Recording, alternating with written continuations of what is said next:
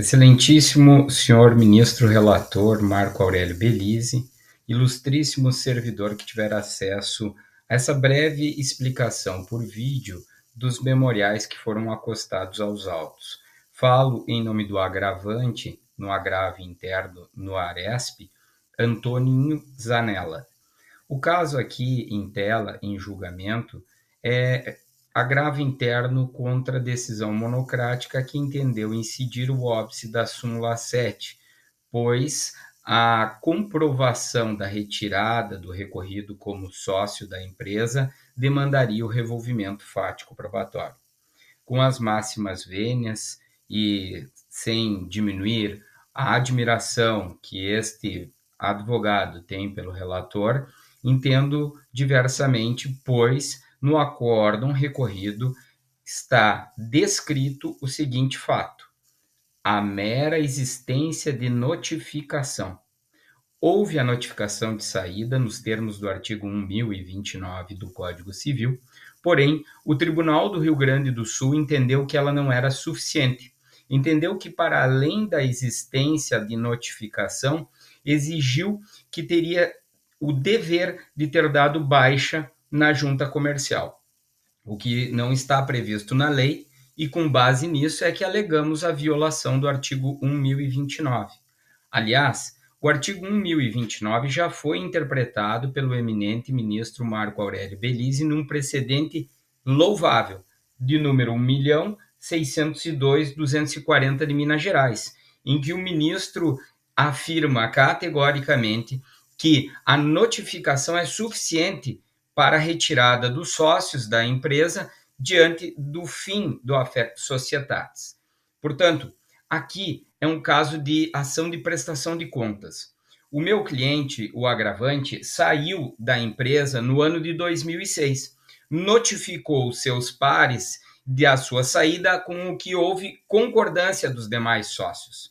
Ocorre que tempos depois, no ano de 2010, os outros sócios o demandam a prestar contas sobre o período 2010, 11, 12, 13 seguidos. Veja, o cliente saiu em 2006, ele está obrigado pelo acórdão recorrido a prestar contas do ano 2010. Veja, a gente defendeu desde o início que ele não tem de prestar contas porque notificou os demais sócios que concordaram com sua saída e da sua retirada. Portanto, encerrou ali a sua condição de sócio. Portanto, por não pertencer ao quadro social, não deveria prestar contas.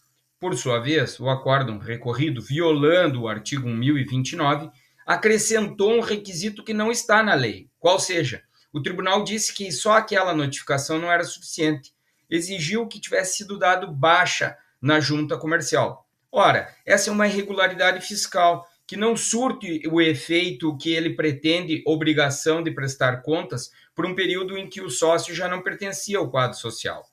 Portanto, excelência, com as mais respeitosas vênias, não precisa revolver fato algum, porque ele está descrito no corpo do acórdão. O acórdão descreve a existência de notificação.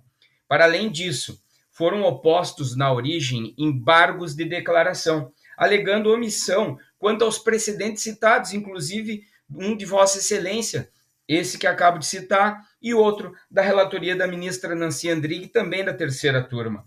E, na origem, o acórdão recorrido do Tribunal do Rio Grande do Sul não enfrenta os dois precedentes indicados pela parte, não faz distinção, sequer superação da tese. Qual tese? A tese que é cansada, a tese que é reiterada no STJ, no sentido de que a mera notificação prevista no artigo 1029 desincumbe o sócio retirante de suas obrigações societárias. Ele fica obrigado pelo aquele período de 60 dias. Depois disso, está afastado da empresa.